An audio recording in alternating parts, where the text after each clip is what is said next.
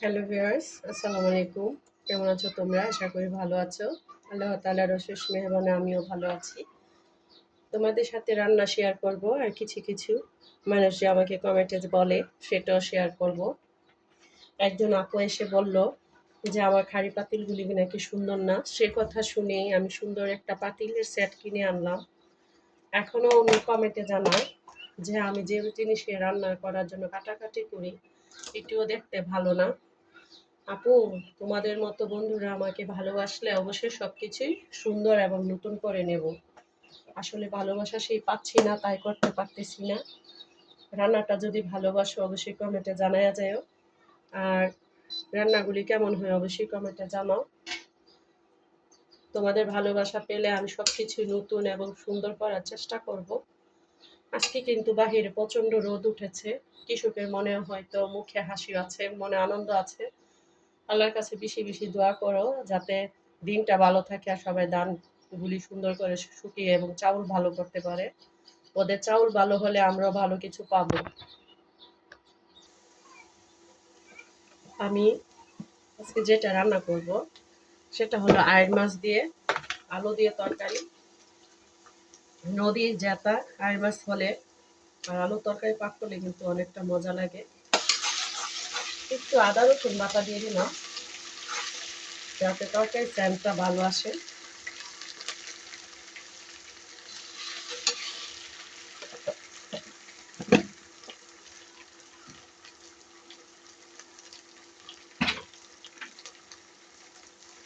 এখন একটু হলুদ দিয়ে দেব।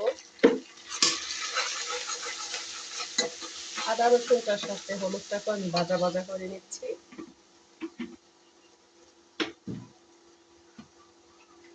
আয়ের মাছটাকে ভালো করে ধুইয়া পরিষ্কার করে রাখছি, এখন তো দিয়ে দেবো।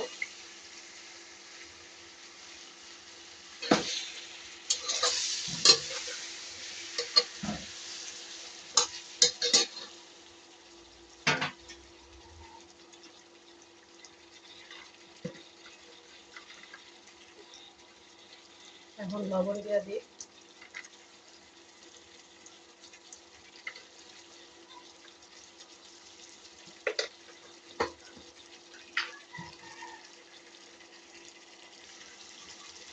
এখন অল্প একটু পানি দিয়ে দেবো। দিয়ে সব মশলাগুলি দিয়ে আমি এটাকে এখন ভালো করে কষায় নেব।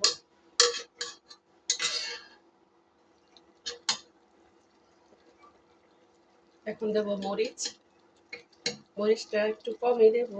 আর এমনি কিন্তু আলু তরকারিতে একটু বা মরিচ ঝাল ঝাল হলে ভালো লাগে।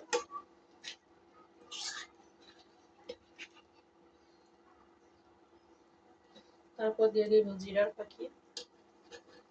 আমি বিলাতি ভাজার পাতা দিয়ে বলে কিন্তু ভাজার পাখি দিই না। আমি এভাবেই রান্না করি। এভাবে রান্না করে খেয়ে দেখো, অনেক মজাই হয় তরকারি।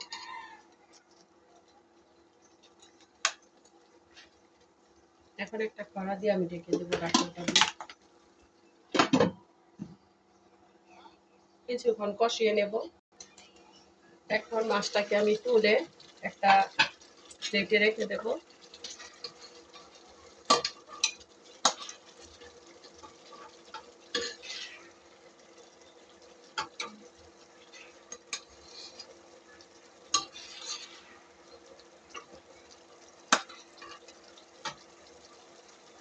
মাছটাকে তুলে রেখে এখন সব কটা আলু দিয়ে দেবো।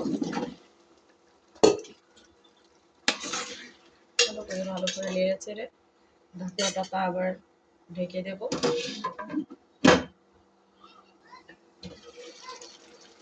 দেখো আলুটা কিন্তু অনেক কষা কষা হয়ে গেছে, মাশাআল্লাহ।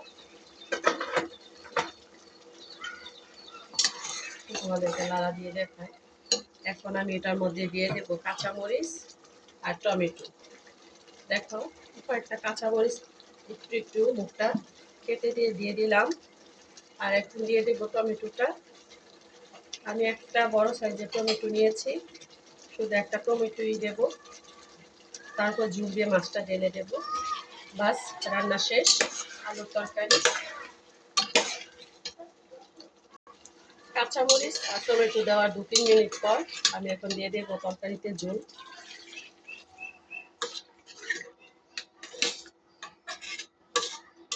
আর অল্প একটু দিয়ে দেব।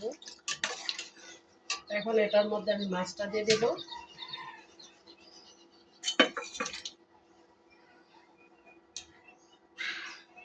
এভাবে তরকারি রান্না করে খেয়ে দেখো। যারা নতুন তাদের জন্য কিন্তু আমি এই ভিডিওটা দিই, রেসিপিটা। সবাই রান্না করতে পারে মোটামুটি, তারপর সবার হাতে রান্না এক হয় না, অনেকেরটা অনেক রকম হয়। তরকারিটা কিন্তু হয়ে গেছে প্রায়। এখন আমি ধনেপাতা দিয়ে নামিয়ে নেব। আমি এখন ধনেপাতাটা দিয়ে দেব,